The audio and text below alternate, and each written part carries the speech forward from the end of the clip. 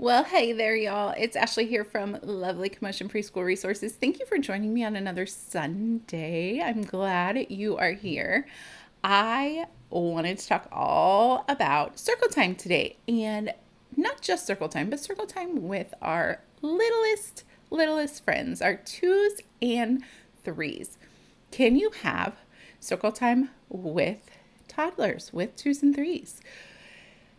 In my opinion, when you step back and think about what circle time is, you see that circle time is really about coming together as a class and sharing a common experience, whether that's a common learning experience, a music experience, a movement experience. It's us coming together as a class and sharing that same experience. And yes, that is definitely something toddlers could and should be doing, with a few caveats, of course, because they're tiny, right? So, but what should we be planning to do during toddler circle time? And should you have a circle time board? Should you have a wall where all your things are? That's kind of what I want to talk about today and kind of give you some ideas of things you could do during a circle time with twos and threes and what you might put on a circle time board with twos and threes. So let's get started with activities for circle time with our little friends. Some things that you could do is definitely things that you already do, right? Sing songs together, keeping them short and sweet, taking into account their attention span at this age, counting orally together so they can hear those numbers in order. Moving and dancing together, one of their favorites. When I was working with my ones and twos in my home, I used a Jack in the Box, and they absolutely loved that Jack in the Box, and they would practice hopping. That was one of the things that we were working on, getting 2 feet off the ground, and so we would practice hopping, and so that was a fun thing for them to do, and they looked forward to it every time they came over to circle time. Another thing we can start doing is recognizing emotions. Getting children to start naming their emotions at an early age. I'm mad, right? You look angry. Show me your angry face. And we can start naming these so that later it's easier for them to go ahead and name those emotions and own them. And then we can teach them what to do with them, right? But starting to practice recognizing emotions, naming body parts. That's one of the things that we want them to be able to do, is name so many body parts, so we can practice that at circle time. We can practice recognizing their name in print. These funny symbols together mean you, right? That's your name. That represents you. We can practice colors. We can practice shapes. We can observe things around us. We can observe the weather, right? We can observe how many friends are here today. There's so many wonderful things that we could do in a circle time with our twos and threes. But do you need a circle time board? Should you have a board on the wall full of graphics and things for your circle time with toddlers? Well, it really isn't necessary.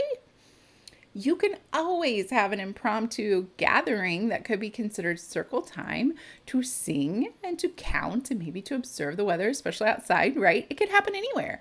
But a circle time board will help with visuals because it's going to keep those little friends engaged, and it's going to have everything in one spot. So it's going to make it easier for you to have everything right there, because if you're constantly going to have to fetch something, you're going to lose them very quickly, right? And I found that it also helps me because it reminds me, oh yeah, we're going to do this. Otherwise, it kind of slips my mind. So I want to show you some of the things that have been on my circle time boards in the past for my twos and threes, and some things that you can do along the way. So let's start with shapes. I love to use individual cutout shapes instead of versus a poster full of them, because I can pick and choose which ones we're working on. At the beginning of the year, I may only put 3 up. I may only put 2 up, depending on this age group. And then as the year goes on, I can add more to that. And so this is what it might look like at the end of a year, middle to end of a year, but not at the beginning. And so that's a great tip, is when you're looking for circle time visuals, to make sure that they either can be cut apart or they are individual, so that you are able to decide what you want up there, because too much is just going to glaze over and really not make an impact. And you don't want to be going through these every day just like they're flashcards, right? We want to be able to reference the circle and find something circular to bring to the rug, or giving them all something that's a circle that they can put in their hands, right? And so this is used as that visual, as that reference point. So that's definitely something you could put up there. Another one is colors. Again, I love the individual cards so that we can take down some of the ones we don't want, but we can reference, oh, this is yellow. Let's see if anybody else has on yellow. And so we look on our clothes. Do we have yellow? Can we find something yellow, right? And so that is just a great reference point. Again, I don't ever find myself going through these and naming these together. You will find your students sometimes doing that on their own, but I generally use them as a reference point. Oh, that goldfish is orange. I have something orange too. Let's see if you can guess it. And then I might give them some clues, or we might be hiding behind my back and I pop it out. So many different ways to use it, but you're using these as a way to connect what's in your hand and what you're learning to something concrete. Also, you can definitely observe the weather, right? Oh, there it is right there. Sorry about that. Today's weather, we can definitely keep that super simple. We can have even a friends go look outside and see what the weather was like, and we can start talking about that, because that's something that affects their lives, right? If it's raining, they're going to know or start to learn that we can't go outside, or we need an umbrella, or things like that. So how the world around them, and this is just one way to bring that idea of the world around us affecting us, and so we can start tracking that weather. Another one that we could be doing super simply is those recognizing emotions. There's like this one in particular has 4 emotions, pretty simple, and we can practice making them on our face, right? We can practice naming them. When I feel happy, my mouth smiles, right? When I feel sad, my mouth goes down. Okay, we can talk about all these things and we can start naming them, and you can start helping them name their emotions if they are having an off day. And then as well on here, you see some body parts. This is a great reminder of just things that we can be working on. Show me your hand. Let me see your hand. Put a sticker on your hand. Put a sticker on your nose. We can talk about all those things. Great reference point again right here. I use this in my 3s classroom. I really liked it. We can count on this number strip. It's a whole strip, but then when you lift the card, we can count. So we may count. I may have someone choose a number and they come up and we count them together, and then we can look at the shape of that number. Just beginning to count with one-to-one correspondence, just beginning to start looking at the numerals, but it is just a quick starting point, right? We are just giving them exposure to these things, not expecting mastery. I also like a number train. I used a number train with my 1s and 2s actually. And the reason that the 1s really wanted to kind of have a circle time is because it was multi-age and they were watching the other friends do it too. But this choo-choo train was very fun. They can take a pointer down it and we can count it, working on one-to-one correspondence. We can count how many children are in the class and we can find that number. But a train makes it more appealing, obviously, and it's in order and we're going left to right. And all the goodness is there up to 10. And so that's a fun way to bring numbers in, because it's already engaging to them. It's already something that they want to go see more of. Another thing we can bring in, which I absolutely love this, is the who's here. And so like in this picture, you see yellow pencils. And so I would write their name, pretty bold, black lettering, their name. And so I will also have some chart stickers, just the little smaller stickers. And you could start with bigger and work down in size as the year goes on. But basically what you do is you sing this song. So let's pretend our friend Macy was here today. So I would say, Macy's here today. Macy's here today. Let's all clap our hands and say hip, hip, hooray, hooray. And the class will pick up on this very quickly and they will start clapping their little hands and hooray. And Macy comes up and she puts a sticker on her name. Okay. And so we're starting to recognize this is all these weird strings of letters together. That means me. And then I also will only pop up a part of the sticker so that they're having to use pincher grasp because they're small and getting that stuck on there. So we're working on lots of skills there. And I love it too because they're having to wait their turn. Sometimes that's hard. I pick, different kids who are first every time. And so they don't know when they're going to get called. And so it's kind of that listening for purpose. And so there's so many great things going on here. And that is one that I absolutely love having up on my circle time board. I also like to have songs for my reference. I realize kids can't read yet at this level, but it helps me make sure that I'm singing it the same every time. And then if I were to have a sub, they had it there too. I like to hang my monthly songs. You can kind of see it in this picture. There's some monthly songs in there that I can just pull down from there and sing, having that right in front of me so that before I have them memorized, or, they also just are a great visual to say, hey, don't forget to sing these.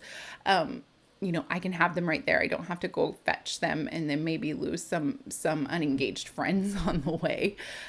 So that's helpful too, to have those up there.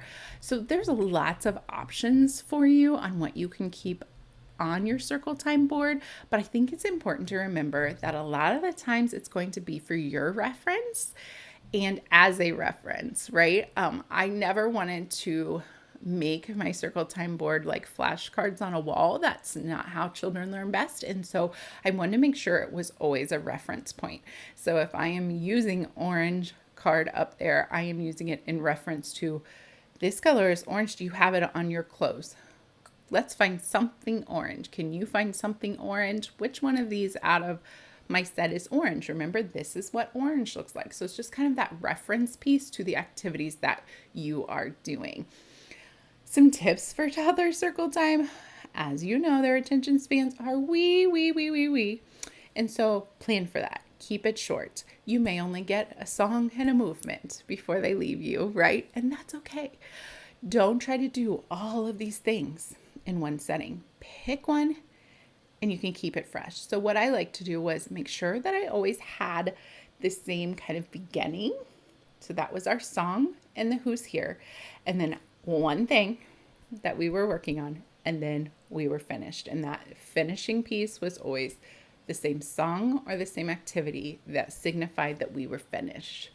And so it was funny because once I would start singing to come over for circle time, they knew exactly what I was saying because they had heard it over and over again. So they would come on over, they would sit down. They knew that was the routine. They knew we would do who's here. Then we would do something they weren't always sure about, something new, something learning based, and then we would move into their same thing at the end that signified that we were done. So keep that in mind, that you can change up that centerpiece, right? That learning piece, change that up, but keep those rest of those things in place so that it feels like a routine. It feels normal to them. It's something they're used to doing. Something else I do and with the pencils is I'll trade out the image that they're on because they get filled with stickers and they really love them. They're theirs, right? And so I'll trade those up and I may move them around because sometimes they get very used to, I know mine is right here. And so we'll move those around and that makes it a little bit more fresh, but it's still the same concept. It's still the same song. They still do the same thing. So keeping that in mind. Also allowing young toddlers to join in and out as they see fit. I am a true believer that if we are engaging enough, they will come over. And if they don't want to that day, you know what? It's not worth the fight. As we know, there is nothing about 2s and 3s that are rational. And so there's no point of being rational or doling out consequences for these things.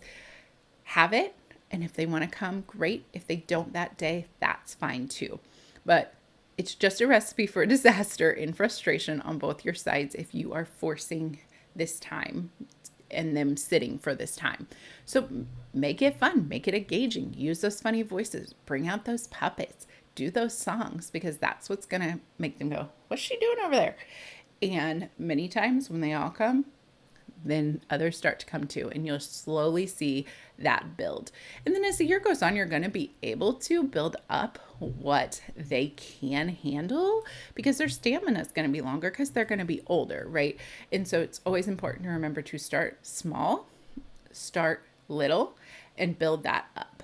But remembering the goal of circle time is to bring them all together and have this common experience. Yes, you want them to learn something, right? Yes, you want them to practice having that attention to task for a little bit longer every little time. But you're also sneaking some things in there quickly. So keeping it super short, definitely. Don't try to do all of it in one setting. Keep it routine at the beginning and the end, allowing them to leave and join as they see fit. And having a spot for each one of them. I haven't mentioned this yet. This is super helpful. Having a spot for each of them to sit is super helpful. I feel like it creates that routine. It kind of knocks out that barrier of where do I sit? Who do I sit by? Where can I sit? There's so many options. A lot of that barrier gets put away. So I had little mats. They were awesome. They were like non-slip little mats. I'm not sure they make them anymore, but you could definitely just find some mats. Just even the non-slip like placemats are perfect. Carpet squares, but somehow mark them so that they can be theirs. I had a very small amount of children, and so I just had 4 different colors of mats, but you could definitely signify them different ways. A picture of something they like. You could definitely bring that in there. Their letter, they can start recognizing their first letter, just a different way to bring them over, and they know this is my spot. I sit here. And they even got to the point where I didn't want to sit where she put my spot, and so I picked my spot up and I put it over there. And a lot of the times I just ignored a lot of that behavior and just kept rolling, because as soon as you stop to address something as simple as them moving their mat, you're going to lose the rest. And really, it's not that important that they move the mat, right? And so it's just kind of building up that stamina. And do as many hands-on activities as possible. Bubbles inside, totally a fan. As long as they're landing on the carpet and not on a slippery surface, it's amazing. Using scarves, bells, bean bags, balls, all those things. Having kind of a bag of tricks. Maybe you have a bag, and I did have a bag. It was more of a basket, but they knew there's going to be something new in that basket, or maybe something they hadn't seen in a while, whether it was a puppet or whether it was something else to hold, whether it was a seasonal item. Sometimes it was little eggs, right? And we tapped our eggs together. So super simple stuff, but just keep going back to keeping it short, keeping it fresh in the middle, routine on the ends, beginning and end.